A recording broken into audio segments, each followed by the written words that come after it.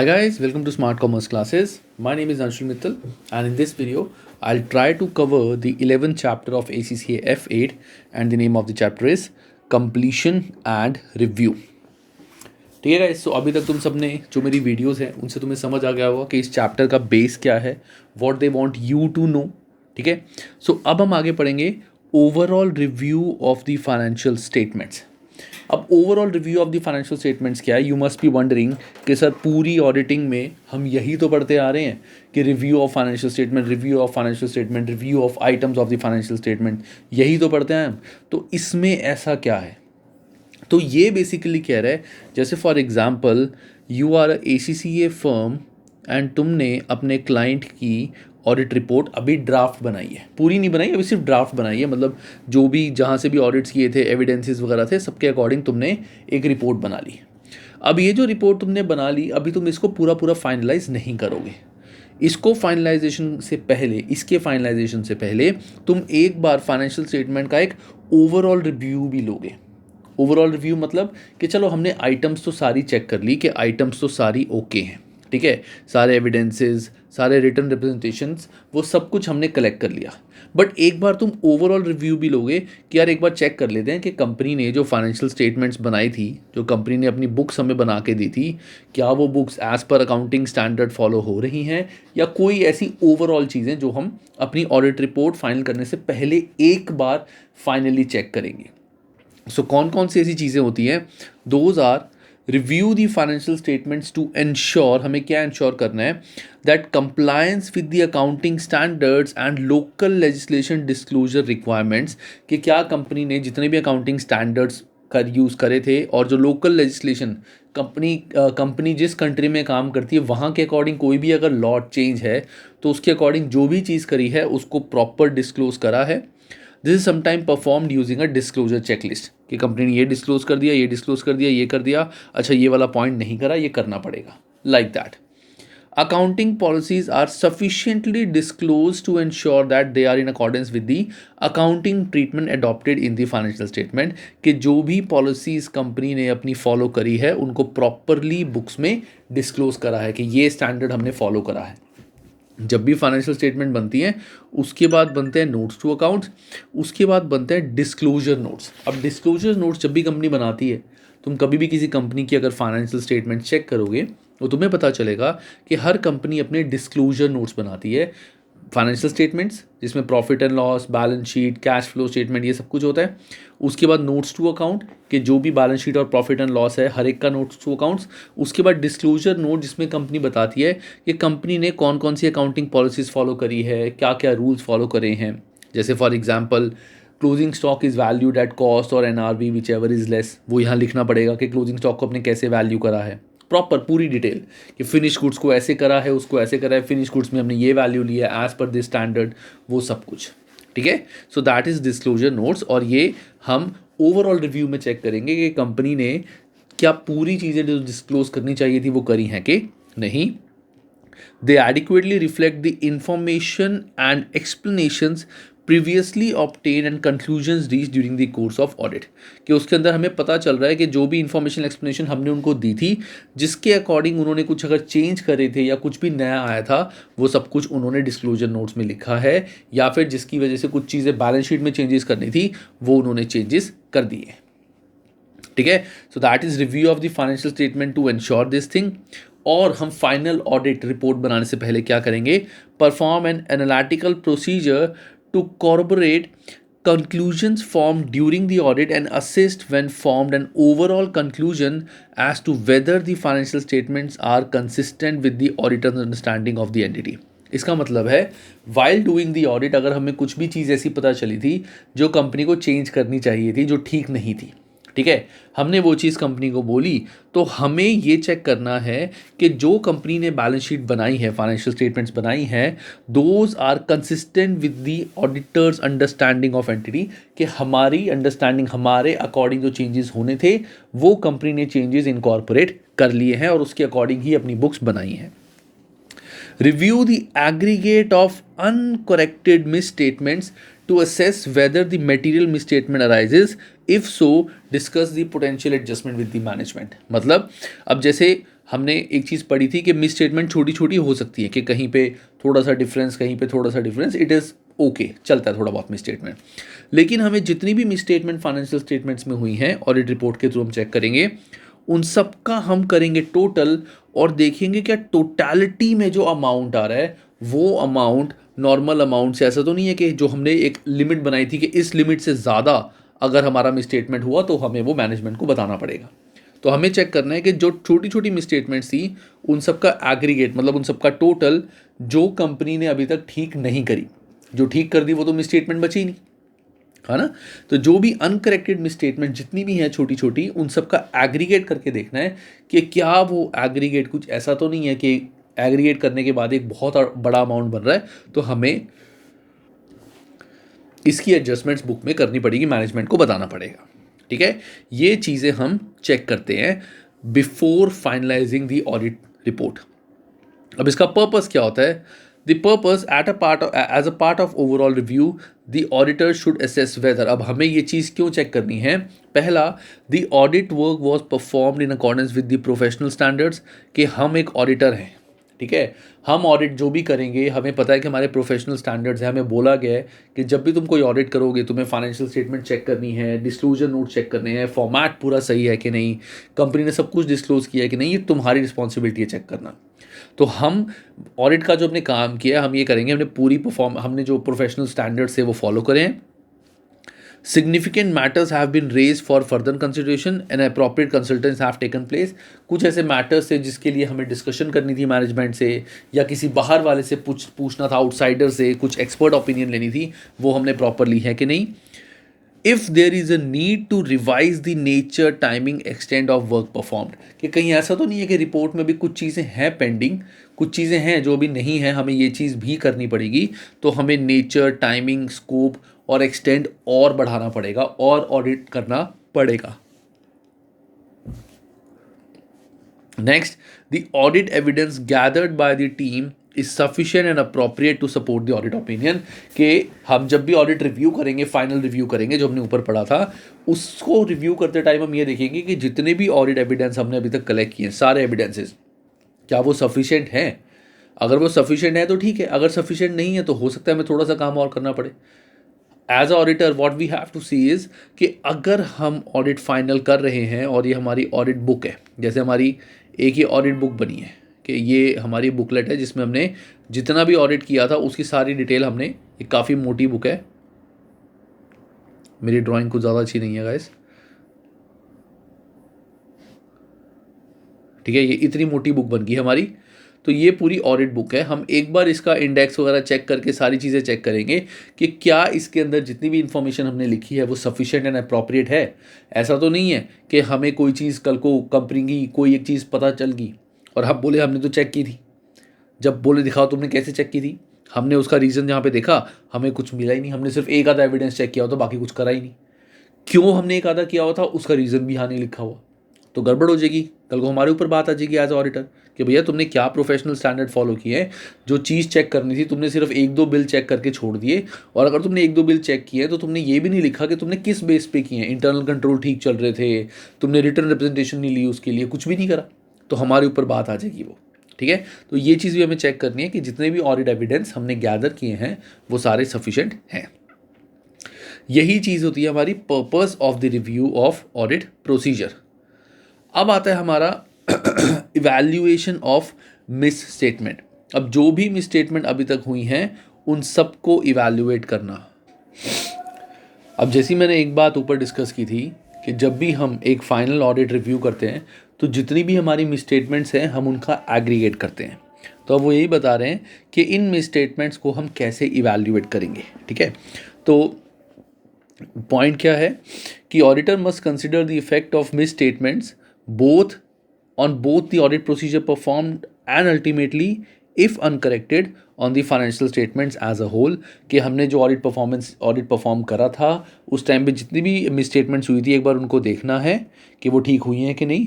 अगर नहीं हुई तो हमें ओवरऑल देखना है कि ओवरऑल अनकरेक्टेड मिस स्टेटमेंट का टोटल कितना आ रहा है और इसके टोटल से हमारी बैलेंस शीट में कितना फ़र्क पड़ेगा। इफ़ मटेरियल तो हमें उसको रिपोर्ट करना पड़ेगा। ठीक है, उसका स्टेप्स क्या है, उसके प्रोसीजर क्या है। सबसे पहला, the auditor must accumulate a record of all identified misstatement unless they are clearly trivial. मतलब अगर तो उसका इम्पैक्ट बिल्कुल ही नील के बराबर है, ज़ीरो इम्पैक्ट है, उससे कोई फ़र्क नहीं पड़ने वाला, तो उसको छोड़ दो, बाकी सब का एक अक्यूमुलेट कर दो टोटल, कि टोटल मिसस्टेटमेंट्स हमारी इतनी है। Consider if the existence of such misstatements indicate that other may exist, which when aggregated with other misstatements could be considered material। कि जो हमें आइडेंटिफाइड मटेरियल मिसस्टेटमेंट्स मिली हैं, सॉरी आइडेंटिफाइड मिसस्टेटमेंट्स मिली हैं, क्या देखो इस मिसस्टेटमेंट की वजह से कोई और मिसस्टेटमेंट भी आ सकती है। ऐसे करके जितनी भी मिसस्टेटमेंट्स हैं वो निकाल के उन सब का टोटल करो और देखो कि क्या उसका इफेक्ट मटेरियल होगा, इंपॉर्टेंट होगा, मतलब बहुत बड़ा अमाउंट हो जाएगा। If so consider if the audit strategy and plan needs to be revise. कि अगर तुम्हें लग रहा है कि नहीं यार ये मिसस्टेटमेंट बहुत ज़्यादा है और हमारा जो एक्सपेक्टेशन था कि 7 to 8% से ज़्यादा डिफरेंस नहीं होना चाहिए, उससे ज़्यादा आ रहा है, दैट मीन्स हमें और चेंजेस करने पड़ेंगे और मैनेजमेंट से डिस्कस करना पड़ेगा। Communicate all accumulated misstatement to the appropriate level of management on timely basis and request that all misstatements are corrected। कि हमें टाइमली बेसिस पे मैनेजमेंट को बताना पड़ेगा कि ये मिसस्टेटमेंट्स हमारी हैं और इनको प्लीज़ करेक्ट कर लीजिए, ठीक है।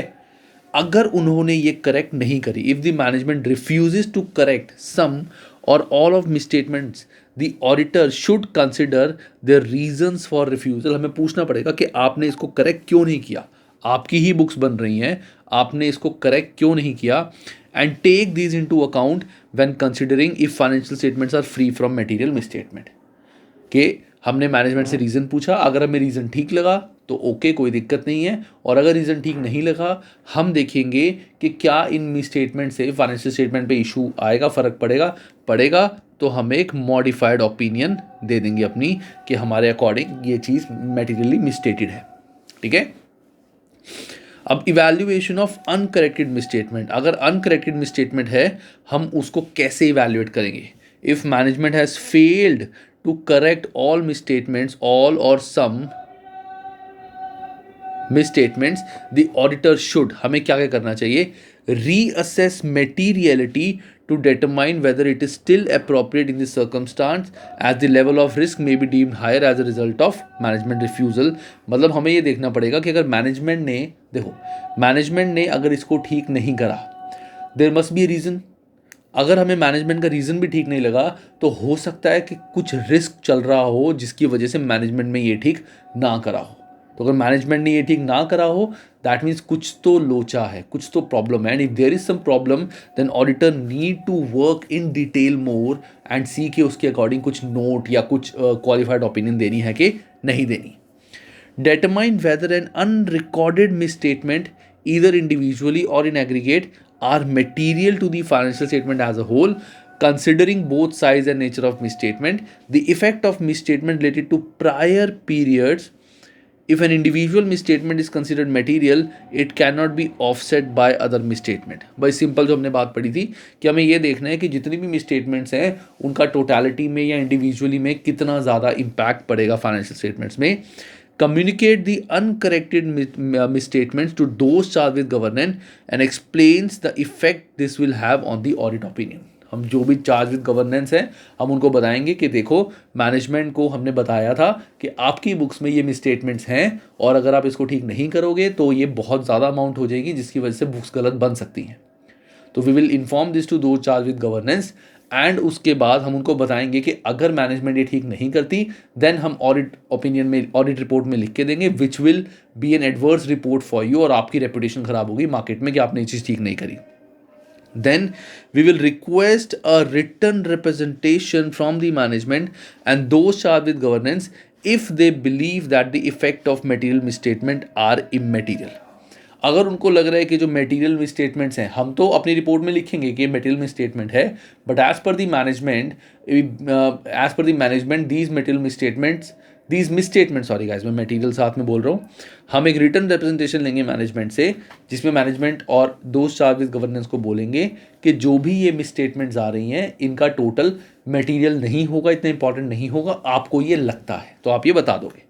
और हम अपनी रिपोर्ट में ये लिख देंगे कि there was some misstatements but the aggregate of all does not affect the truth and fairness of the financial statement at discuss with the management as well.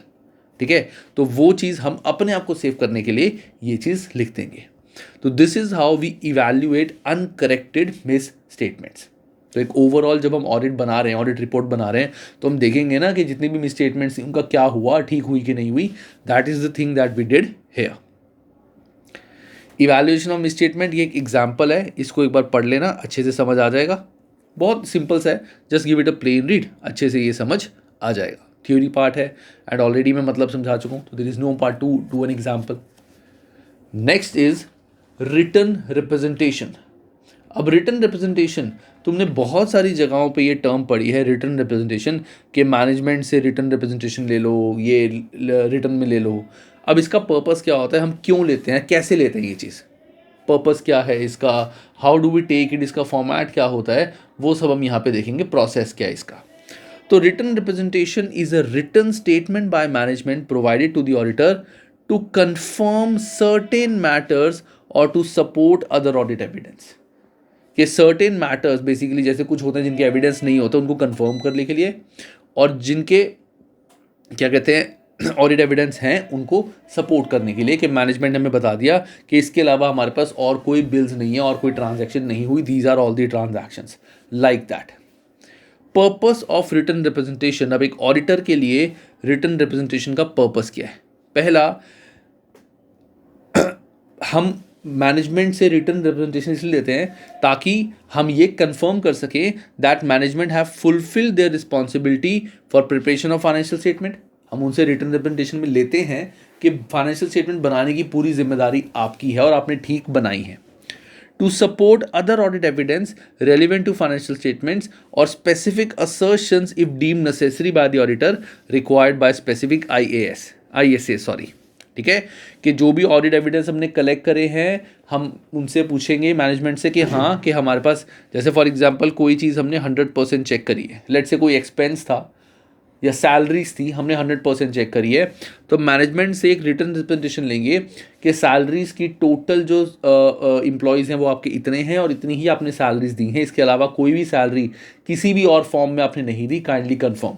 तो मैनेजमेंट हमें ऐसे कन्फर्म देगा वो चीज़। वही that they have provided the auditor with all relevant information, कि management ने सारी इन्फॉर्मेशन हमें दी है। That all transactions have been recorded and reflected in the financial statement, कि मैनेजमेंट ने सारी ट्रांजैक्शंस फाइनेंशियल स्टेटमेंट में रिकॉर्ड की है। जैसे कोई सेल करी जिसका कैश आया, तो स्टॉक चला गया, कैश आया, उसका बिल ना लिया ना बुक्स में डाला। अब एज अ ऑडिटर हमें कैसे पता चलेगा कि वो ट्रांजैक्शन हुई है, हाउ डू वी नो, जब बुक्स में वो चीज़ कहीं पे है ही नहीं, तो how do we know that. तो उसके लिए भी हम एक रिटन रिप्रेजेंटेशन लेते हैं। A representation to support other audit evidence may be appropriate where more reliable form of evidence are not available. जैसे मैंने बताया था कि अगर कुछ चीज़ों के लिए हमें एविडेंस नहीं मिल रहा, प्रॉपर बिल्स नहीं मिल पा रहे, कोई ऑप्शन नहीं है कलेक्ट करने का, वहाँ पे written representation will work as a evidence, particularly in relation to matters requiring management judgment and knowledge restricted to management, के particularly उन matters पे जिसकी बारे में knowledge सिर्फ management को है। ठीक है, and जिसमें management ने अपनी judgment करी हुई है कि हमने अपने according ये चीज़ ऐसे करी थी। जैसे फॉर एग्जाम्पल अगर तुम depreciation, there are two method of depreciation, straight line method और रिटर्न डाउन वैल्यू मेथड। अब मैनेजमेंट स्ट्रेट लाइन फॉलो करते हैं, हम बोलेंगे कि नहीं रिटर्न डाउन फॉलो करो, लेकिन ऐसा कुछ नहीं है, कहीं नहीं लिखा हुआ कि आपको ये फॉलो करना है, आपको ये फॉलो करना है। तो पॉइंट इज मैनेजमेंट ने बताया कि we follow straight line method, written representation में हमने उनसे ये ले लिया एज अ कंफर्मेशन, क्योंकि इस चीज़ का कोई एविडेंस नहीं मिल सकता कि ये क्यों करा ये क्यों नहीं करा। तो लाइक दैट ऐसी चीज़ें, इसके examples, whether the selection and application of accounting policies are appropriate, whether the following matters have been measured, presented and disclosed in accordance with the relevant financial reporting framework, कि management क्या क्या बताएगी, plans और intention that may affect carrying value classification of assets liabilities। जैसे going concern वाला plan था कि management अगर चाहती है कि अगले साल फर्म बंद करनी है तो एसेट्स लाइबिलिटी को किसी और वैल्यू पे दिखाना पड़ेगा, रियलाइजेबल वैल्यू पे। Liabilities both contingent and actual, title to control over asset, aspects of laws, regulation, contractual agreements that may affect the financial statement. मतलब मैनेजमेंट ये सारी चीज़ें कंफर्म करती है कि हमने ये चीज़ें सारी करी हैं. We have followed this thing. हमने बताया है पूरी अपनी मैनेजमेंट रिपोर्ट में ऑडिट फाइनेंशियल स्टेटमेंट के साथ कि हमारे क्या क्या प्लान्स हैं. लाइबिलिटीज़ हमने सारी डिस्क्लोज करी हैं. एसेट्स का टाइटल किसके पास है, कंट्रोल किसके पास है. जैसे अगर कोई कार डायरेक्टर के पास है तो वो भी हमने बताया है सब कुछ कि ये कार कंपनी की है but right now is with the director and all. जो भी एप्लीकेशन ऑफ लॉज, जो भी लॉज हमारे कंपनी पे लग रहे हैं, जो भी रेगुलेशन है, जो भी कॉन्ट्रैक्चुअल एग्रीमेंट्स हैं, वो सब के बारे में हमने कंपनी को पूरा पूरा बताया है. ऑडिटर को पूरा पूरा बताया, कुछ भी नहीं छुपाया. दैट द डायरेक्टर्स हैव अब ये कम्युनिकेशन वाला पार्ट आ गया. That the directors have communicated all deficiencies in internal control to the auditor. कि इंटरनल कंट्रोल में, इंटरनल जो भी कंट्रोल था कंपनी का कंट्रोल्स में, उसमें जितनी भी डेफिशिएंसीज थी, प्रॉब्लम्स थी, वो उन्होंने ऑडिटर को बता दी हैं सो दैट ऑडिटर ने अपनी चेकिंग उसके अकॉर्डिंग करी हो. Specific assertions about classes of transactions, accounts, balances and disclosures requiring management judgment. कि मैनेजमेंट ने जो भी जजमेंट करी थी किस बेसिस पे करी है, वो बेसिस भी उन्होंने हमें बता दिए. ठीक है, तो ये होता है हमारा रिटर्न रिप्रेजेंटेशन. उसमें ये सारी चीज़ें हम कंफर्म करते हैं. सबसे इंपॉर्टेंट पॉइंट है guys, note that written representation cannot be a substitute for more reliable evidence that should be available and do not conclude sufficient appropriate evidence in on their own but only a matter with which they deal. इसका मतलब क्या है कि तुम अगर मान लो तुम्हारे company में बहुत सारे एविडेंसेस हैं, ठीक है, एक टॉपिक के, एक पॉइंट के. कंपनी ने बोला कि यार क्या तुम ये चेक करोगे, हमने ऑलरेडी चेक कर रखे हैं, सब कुछ ठीक चले, हम इसमें कुछ गलत करते नहीं हैं, तुम हमसे एक रिटर्न रिप्रेजेंटेशन ले लो कि हमने ये सारे ठीक से डाले. हमने मैनेजमेंट से विदाउट चेकिंग एनी एविडेंस हमने रिटर्न रिप्रेजेंटेशन ले ली कि हाँ उन्होंने ठीक डाले हैं. वो तो हमेशा बोलेंगी, ठीक है ना. तो मैं ये नहीं बोलूँगा कि जो मैंने ये रिटर्न रिप्रेजेंटेशन मैनेजमेंट से ली है दिस इज़ राइट एविडेंस. कि जब उसके पास ऑलरेडी एविडेंस थे, it was my duty to check evidences, चाहे सैम्पल बेसिस पे चाहे सारे बेसिस पे.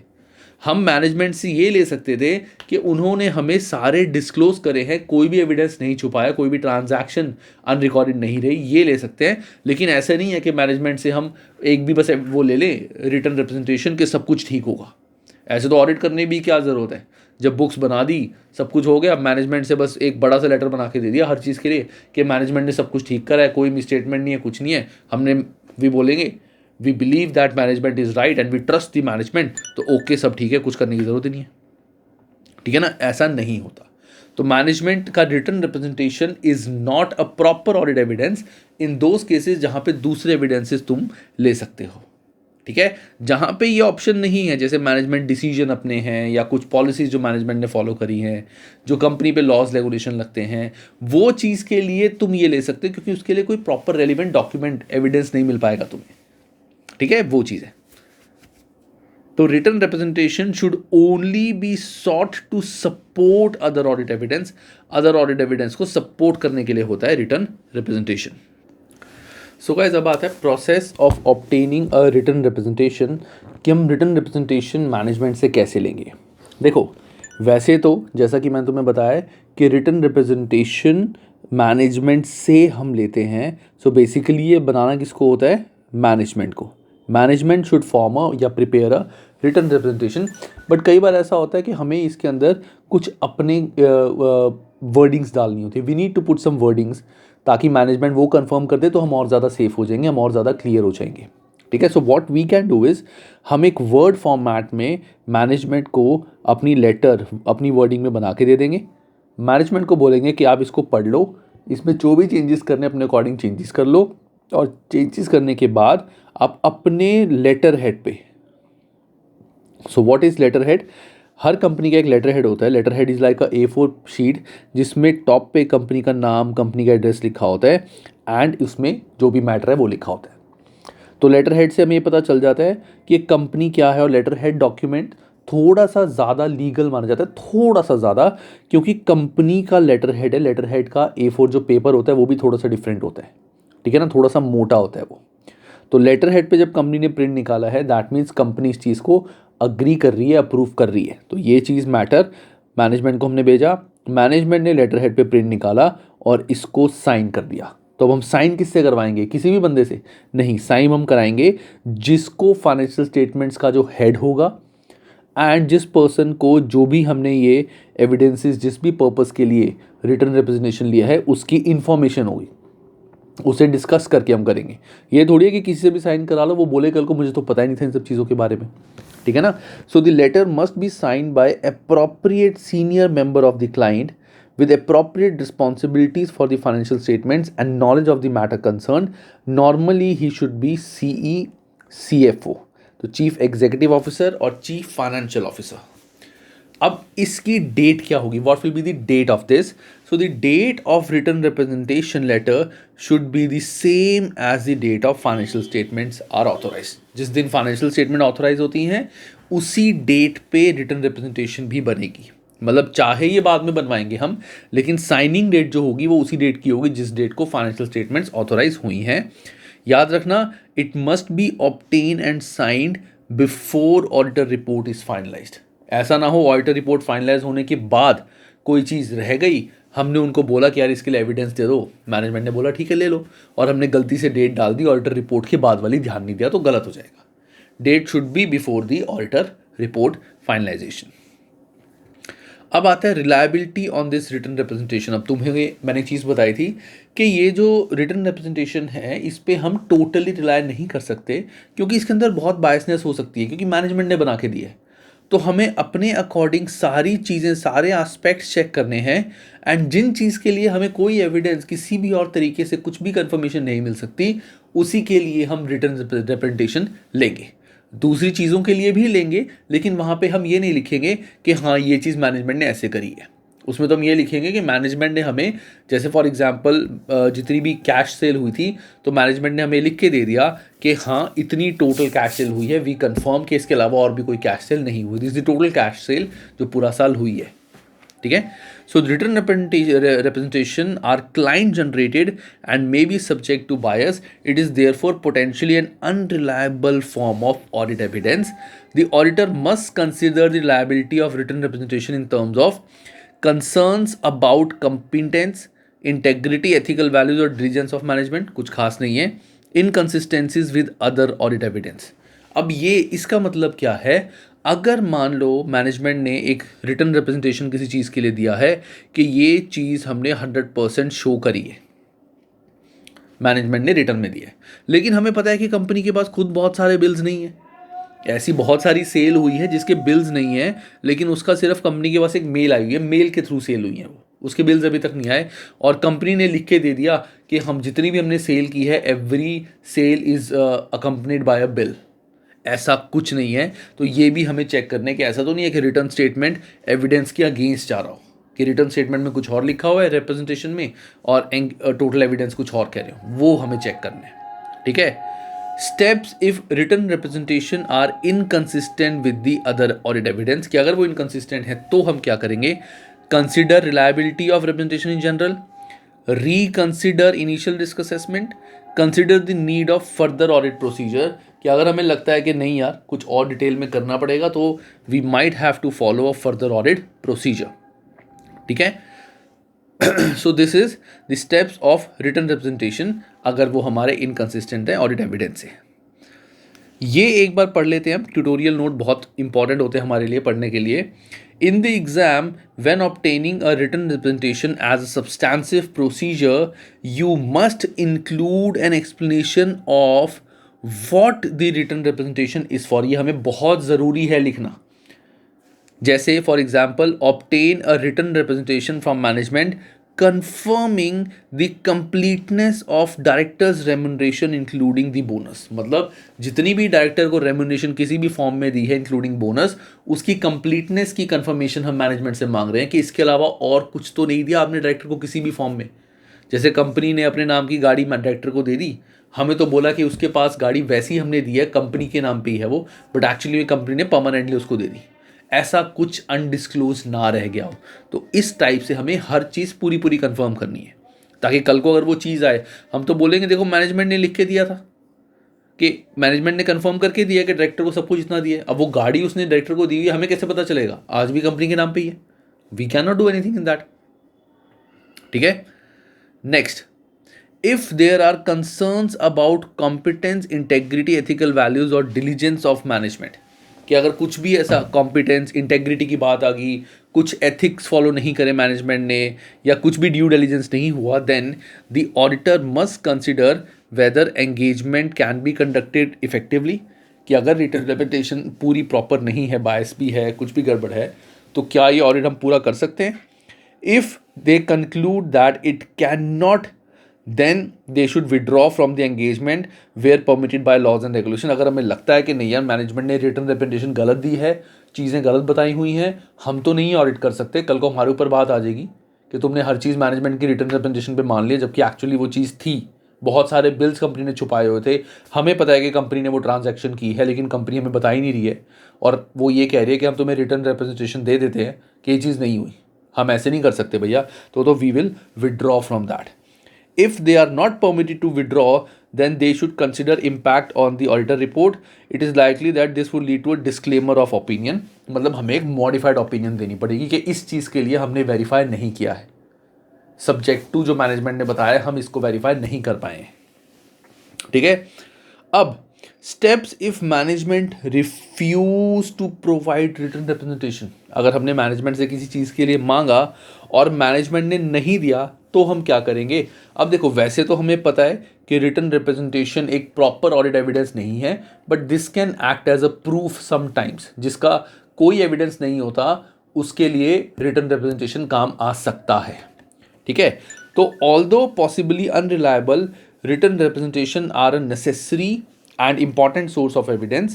If management refuse to provide these, then what auditor should do? It should discuss the matter to management to understand why they are refusing. Of course यही करेंगे ना, पूछेंगे ना कि आप क्यों नहीं दे रहे. Re-evaluate the integrity of management and consider the effect of this may have on reliability on other representation and audit evidence in general. कि अगर मैनेजमेंट इस चीज़ का हमें नहीं दे रही, रिफ्यूज़ कर रही है, तो अगर वो रिफ्यूज़ करती है तो उसका कितना इम्पैक्ट हमारी बुक्स में पड़ेगा. Consider the implications for the auditor report, कि उससे हमारी ऑडिटर रिपोर्ट पे क्या फ़र्क पड़ेगा. ये चीज़ हम चेक करेंगे अगर मैनेजमेंट ने रिफ्यूज़ कर दी हमें रिटर्न रिप्रेजेंटेशन देनी. कि पहली बात तो वो क्यों नहीं दे रहे. दूसरा, हम दोबारा से रीवैल्यूएट करेंगे कि अगर ये चीज़ नहीं दी तो क्या होगा, और उससे हमारे ऑडिटर रिपोर्ट में क्या फ़र्क पड़ेगा. अब ऑडिटर रिपोर्ट इम्प्लीकेशन में क्या होगा. The auditor should issue a disclaimer of opinion if. Auditor को एक डिस्क्लेमर ऑफ ओपिनियन, मतलब कि मैं इस ओपिनियन को आई कैन नॉट अग्री, ओपिनियन के मैं अगेंस्ट हूँ, ये चीज़ सही नहीं है, या फिर I can not check it, मैं ये चेक नहीं कर पाया, मैनेजमेंट ने मुझे गलत चीज़ बताई है. वो कब देना पड़ेगा.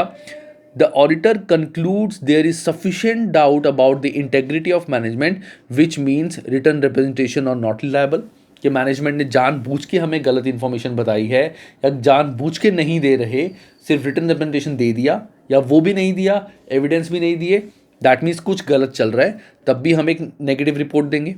Management does not provide written representations required in relation to confirming the responsibility to prepare the balance sheet and to provide auditor with information confirming completeness of transaction. इसका मतलब क्या है कि ये तो था हमारा केस कि किसी स्पेसिफिक चीज़ के लिए हमें रिप्रेजेंटेशन नहीं आई, या रिप्रेजेंटेशन जो आई थी वो बहुत ज़्यादा बायस थी, उस पर हम रिलाई नहीं कर सकते, तब भी हम रिपोर्ट देंगे. और अगर मैनेजमेंट ने रिटर्न रिप्रेजेंटेशन देने से मना ही कर दिया कि हम बैलेंस शीट बनाने की रिस्पॉन्सिबिलिटी फुलफिल नहीं करते, we are not responsible for balance sheet, we are not responsible for the information जो भी हमने तुमको दी है. मतलब मैनेजमेंट ने बोला कि हम कोई कन्फर्मेशन नहीं देंगे तुम्हें, कि हमने तुम्हें सारी इन्फॉर्मेशन दे दी, तुम ऑडिटर हो, तुम ही सब कुछ पूरा चेक करो, सारी बुक्स, सारे एविडेंस, तुम्हें हम पैसे देने को तैयार हैं, सब कुछ पूरा तुम चेक करो. अब हम मैनेजमेंट को क्या बोलेंगे एज ऑडिटर कि हम तो चेक कर ले, बताओगे तो आप ही ना कि कितनी सेल हुई है, बताओगे तो आप ही ना कि एविडेंस कहाँ रखे हैं. अब आप ही एग्री करोगे ना कि सारी चीज़ें आपने डिस्क्लोज करी. अब कोई फाइल अगर आपने छुपा दी या कोई फाइल आपने जला दी, तो हमें कैसे पता होगा उस चीज़ का. हाउ डू वी नो आपने वो फाइल जला दी, कोई ऑप्शन तो है नहीं. तो हम तो मैनेजमेंट से कंफर्मेशन मांगेंगे ना. अगर उन्होंने वो कंफर्मेशन नहीं दिया तो सिंपली मीन्स कि कुछ डाइसी चल रहा है, हम अपनी रिपोर्ट नेगेटिव देंगे कि मैनेजमेंट ने कंफर्म नहीं किया, तो we can not rely on the financial statements कि वो ट्रू एंड फेयर व्यू दे रहे होंगे. तो इस केस में था कि मैनेजमेंट ने रिटर्न रिप्रेजेंटेशन दिया है but that is not good, that is biased, गलत है। और दूसरा यहाँ देने से ही मना कर दिया हमें रिटर्न रिप्रेजेंटेशन, तब हम अपनी रिपोर्ट नेगेटिव देंगे, ठीक है। और इसी के साथ गाइज हमारा ये चैप्टर खत्म होता है। आगे की जो इलस्ट्रेशंस हैं और तुम्हारा जो एमसीक्यूज वगैरह हैं वो तुम कर लेना, मुश्किल नहीं है, एक दो बार पढ़ोगे सॉल्यूशन के साथ अच्छे से समझ आ जाएगा। This is very practical chapter and काफ़ी ज़्यादा कॉन्सेप्चुअल है, ठीक है। अब इसके बाद जल्दी से I start with the next chapter, not in this video, next video में, and I try to finish the F8 syllabus at the earliest. 8th chapter थोड़ा सा शायद उसको टाइम लग जाएगा, या हो सकता है जो 8th चैप्टर है वो मैं अपने नोट से बनाऊँ, क्योंकि अपने नोट से बनाने का फ़ायदा ये होगा 8th चैप्टर बुक में बहुत बड़ा है, it is I think 40-45 pages, कराने बैठूंगा तो वो 6-7 वीडियोस बन जाएंगी। तो I take time maybe 2-3 days और 4 days कि मैं उसके नोट्स कंपाइल करके नोट्स में से ही पढ़ा दूँ कि वो चैप्टर थोड़ा सा छोटा हो जाए, और दूसरा वो नोट्स भी मैं तुम्हें प्रोवाइड कर दूँ। I can not guarantee you that I will see to that while reading that chapter, but इतना मैं आई ट्राई, ठीक है। चलो bye guys, take care and have a great time.